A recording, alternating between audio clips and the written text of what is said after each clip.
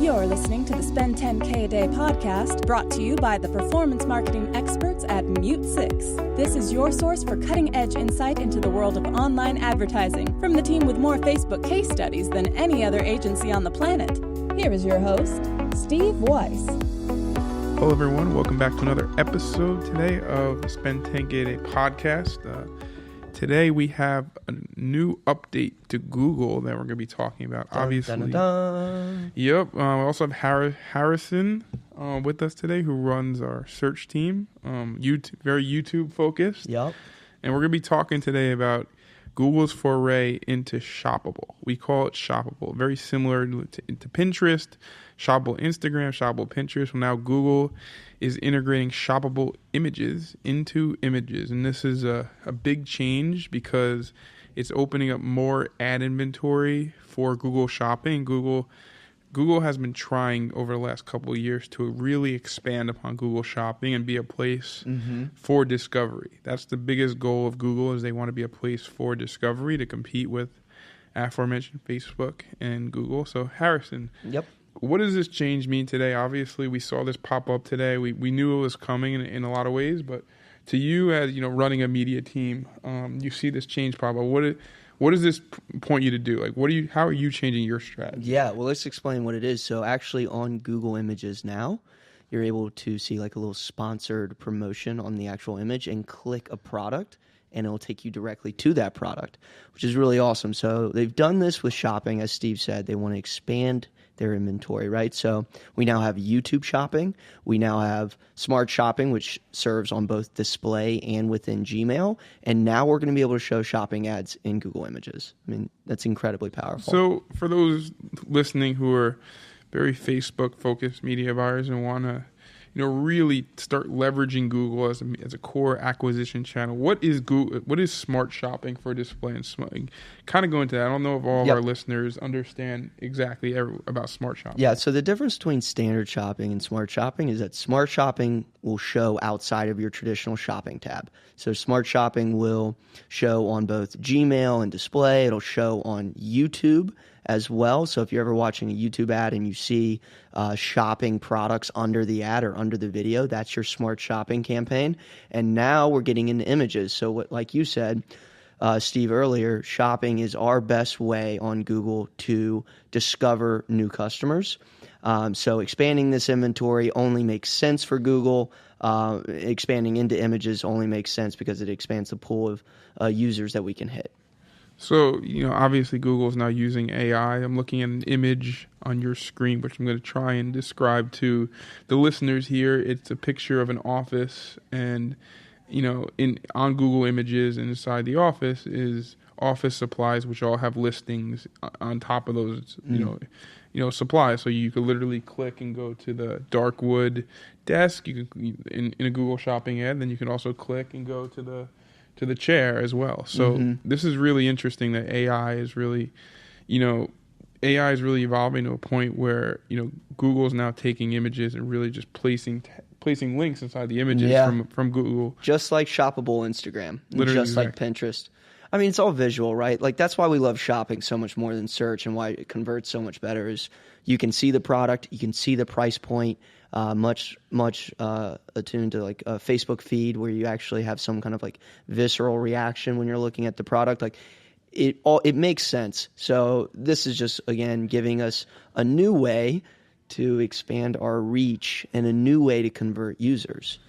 So what type of companies, obviously, or what type of brands should I say, really leverage shopping the best? So obviously, you have an e-commerce brand. Say you're a home office brand. You're selling home office furniture as a great example. You have some SKUs that are very profitable, and you have other SKUs which aren't very profitable. The goal is to really integrate your paid media with your business model, with the rules of your business. The rules of your business state that these 7-8 different products are the highest margin, highest profitable.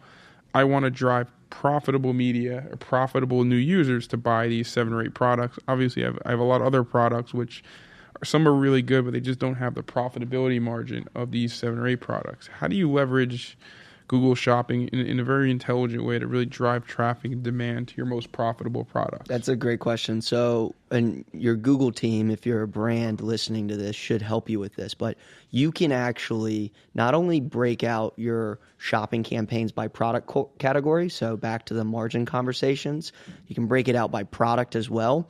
And what I would recommend doing is breaking out a custom column that incorporates whatever margin you have on that specific product, so that you can actually not only see CPA and return on ad spend, but actually, like Steve was saying earlier, alluding to, is like, what are your highest grossing margin categories? What are your highest grossing margin products? Add that as a custom column, and then break out your shopping campaigns by those products. What kind of companies have really a lot of success on shopping? Any e-commerce, really, that's where you're going to differentiate yourself. You're trying to find non-branded keyword variations to plug into your product titles that are going to work for your brand and allow you to beat, say, like, if you're in the apparel space and specifically the fitness space, how are we going to beat Rhone? How are we going to beat Mack Weldon or Lululemon, or some of these bigger brands with tons of funding? You actually edit your product titles, and as I just said, you break up your campaigns by product categories and your highest grossing product margins. So one thing which I think is I just had a really good conversation earlier today, talked about the correlation between being a good marketer and understanding business. We always pride everyone on our team, whether it's, at Mute 6, whether you're on the search team, the Facebook team, or the email team, to understand the business rationale of why to do a specific action. Exactly. And I think understanding business is so important to being a good digital marketer. It's not just building great creative or building great ads. It's really understanding business, supply chain, understanding gross margin on each product, understanding, shipping, how much SKUs are, how much specific types of shipping is, et cetera, et cetera. And what you're starting to see is that Google and Facebook are becoming more deeply integrated into the supply chain. And you're starting to see that, these products, the products that have good velocity and good sales are being integrated into more native looking areas of Google's feed, whether it's images and so on and so forth. What do you, Harrison, just to pick into your brain a little bit, what is the future of,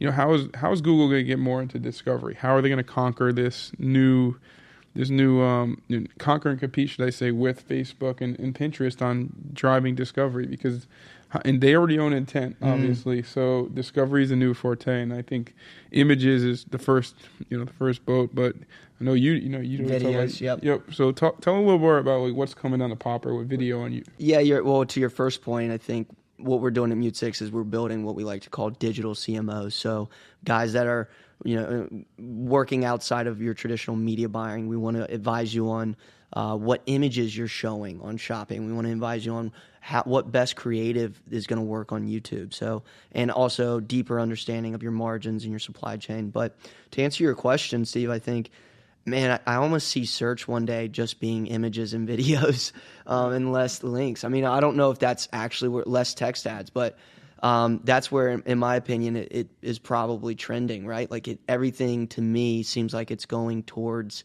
video 360, display ads 360, more YouTube ads, and people that are going to win in the future are going to have a really good understanding of what video converts, direct response, how can you make video and images native to their respective platform, whether it be Pinterest or Google Shopping or Google Images, and differentiate your brand that way. One thing I want to add, which as Google starts launching some more of these placement types, is to really understand from a measurement perspective which specific placement is driving the biggest impact on your business. I think there's a lot of companies which really trust the Facebook or the Google data that's coming in, and I think understanding this thing called incrementality. I know for those listeners that are very deep into measurement, really, this is a word that's probably synonymous with a lot of people who talk about measurement. But really understanding, you start opening up YouTube, you start opening up obviously shoppable images, and you start seeing that there is a lift on other channels. You start seeing that your email starts converting more. What percentage lift since you launched this specific placement are you seeing? And really having someone on your measurement team really start tracking and mapping out what incrementality is to your brand. And it could be incrementality based on a product. It could be if you're doing lead generation, it could be incrementality based on a region of the country. It,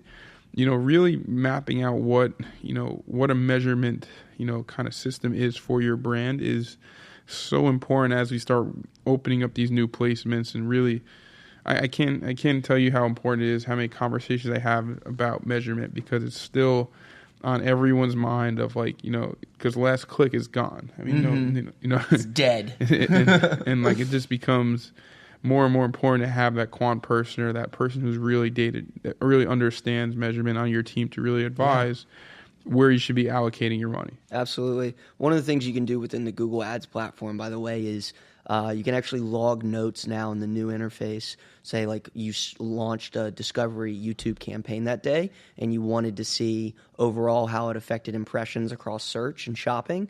One of the really cool things you can do is actually add notes. And that's cool.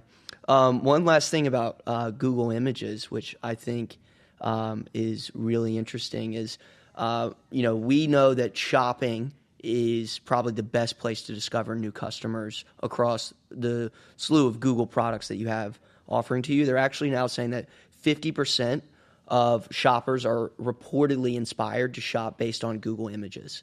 That's a Google study, but take it for what you will. But I mean, at the end of the day, you have to be there if you're a retail brand. So better to adopt it now rather than later. Yeah, and also just remember, when you run these ads, it's just so important to really keep tabs on the images that are showing. Yeah. So many times, brands will see that they're getting conversions, they're getting good data coming in, but they see the images or the creative that's being run, and they're like, whoa, that's not a good way I want my brand positioned. So I always also suggest to everyone listening to really have a good grip on what people are converting to and make sure that it is very you're being very brand conscious, should I say, when you start thinking of which images to run. One of the other things I'll add to that is, a lot of times people think that they can just run a product with a white background on Google Shopping. We have consistently seen that lifestyle images work just as well, if not better. How are you going to distinguish yourself if you're an apparel brand and you're going up against 4 other similar khaki pants? Are you just going to run your pants on a white background versus these other bigger brands? Or do you want to put a lifestyle photo in there and see if that doesn't help improve engagement? So it's definitely a really good thing to think about. Yeah, and you start seeing that the smartest e-commerce brands from a merchandising perspective are really building creative around the merchandise that they're super strong with. They're not just throwing up these white background, images of sweats. They're doing lifestyle type images with people actually in it that around products that they actually have in supply. So you start seeing that there is a merchandising element to being good at Google Shopping. Yeah. You have to actually have the product and you have to be able to market the product. Yeah, exactly. MeUndies does this really well. Macweld and Roan, they also do it really well. Yeah. So cool. So this is an awesome podcast. If you want to learn more, obviously you could always email myself or Harrison at mute6.com, Steve at mute6.com. If you have any questions regarding shoppable Google Images, we have another awesome podcast coming up next week. I'm not going to tell you exactly what it is, but it's around new creative that Facebook's going to be launching. We're excited to have a deeper creative dive in terms of augmented reality and so on and so forth, and how you could kind of correlate that to your business, whether you are a performance marketer, whether you work on the brand side, et cetera, et cetera. It's always very important to really stay attuned to what's going on as far as how these platforms are leveraging creative, because creative is where all the efficiency is happening. So thank you so much for coming on, and we will chat soon.